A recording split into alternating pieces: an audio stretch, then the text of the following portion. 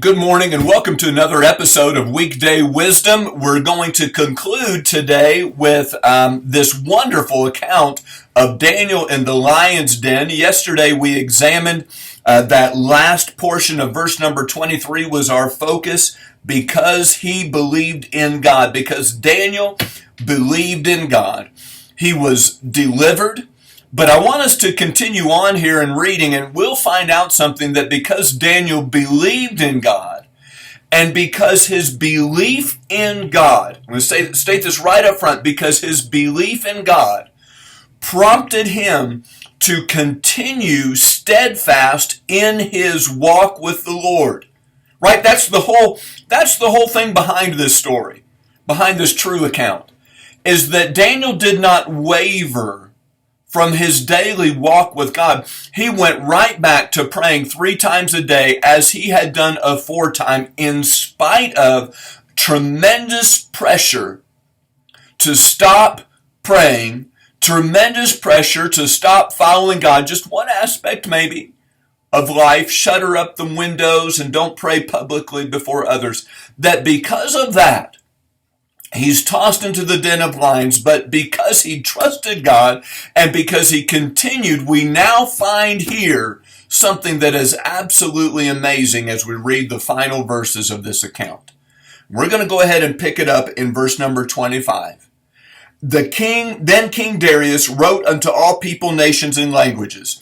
After he had pulled Daniel up out of the den of lions, after, in verse number 24, he had tossed all of those who were guilty of conspiring against Daniel into the lion's den. After all of that, then King Darius wrote unto all people, nations, and languages that dwell in all the earth, peace be multiplied unto you. I make a decree, watch this, amazing, that in every dominion of my kingdom men tremble and fear before the God of Daniel.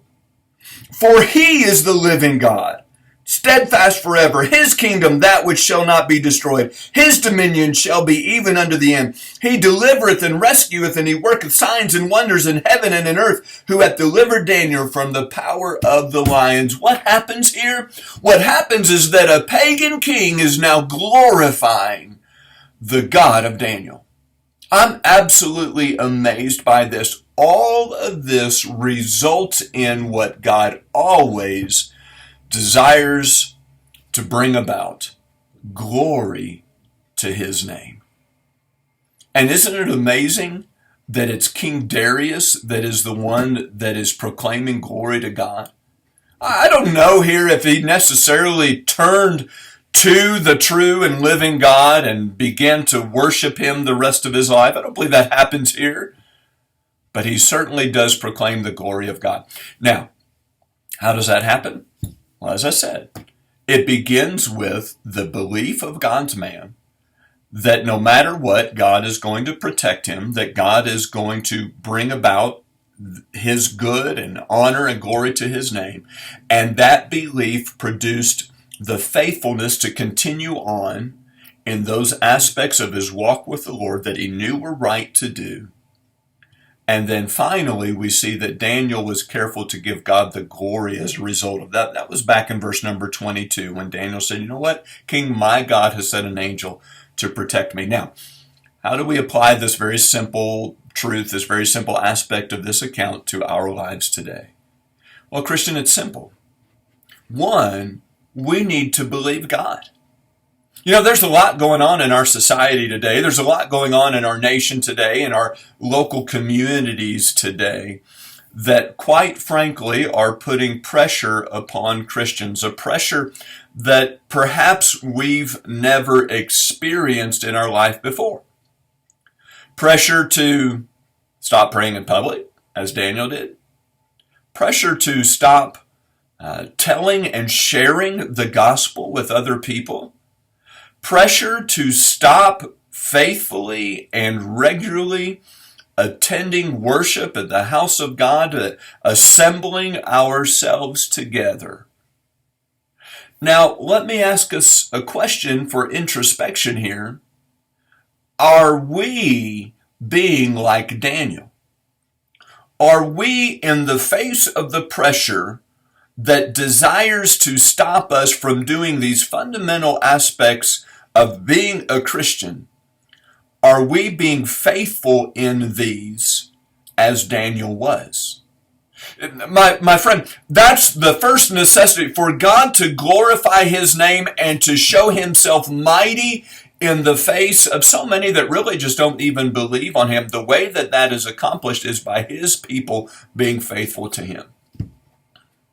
You know, right now, instead of churches clamoring to keep the doors open, instead of attendance in our churches as many open back up again, instead of attendance just being low and it being a struggle to bring people back in and be faithful to church, and instead of Christians speaking less and less about the gospel of Jesus Christ, instead of all of that happening in the time of pressure like Daniel faced, what ought to be happening is a renewed resurgence and a new vigor to be faithful to God and these fundamental aspects of the Christian life. Why? So that God would glorify and magnify his name, and that the church of the living God would be the light in this dark, dark world that he so desires for it to be. Listen, Christian, I believe God can take this time. I believe God can take this time of tremendous division in our land. I believe that God can take this time when civil government is putting pressure upon churches to stop meeting and to limit their meeting and to limit this or that. I believe that God can take this time to glorify his name so that even unbelievers around us would look and say, wow, look at what the living God is doing at that place. Look at what the living God is doing in the lives of those people. Look at how the living God is preserving and delivering and keeping them safe. But my friend, it hinges upon our believing that God will do that. It hinges upon our faithfulness to be steadfast, unmovable, always abounding in the work of the Lord. And it depends upon our willingness to declare God's honor and glory when he does what he says he's going to do.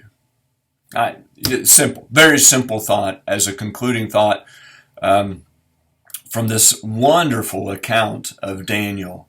And I pray that maybe if just life, whether it has to do with society or whether it has to do with just some pressures that are in your own life, I pray that if something has caused you to draw back a little bit in some area of your walk with the Lord, that you'd take encouragement from the life of Daniel.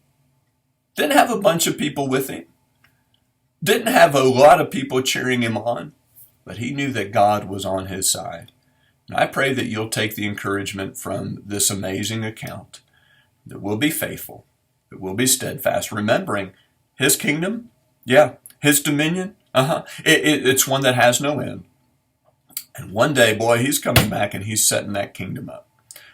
I pray that's encouragement to you today. I look forward to being with you tomorrow. God bless you. Have an amazing day.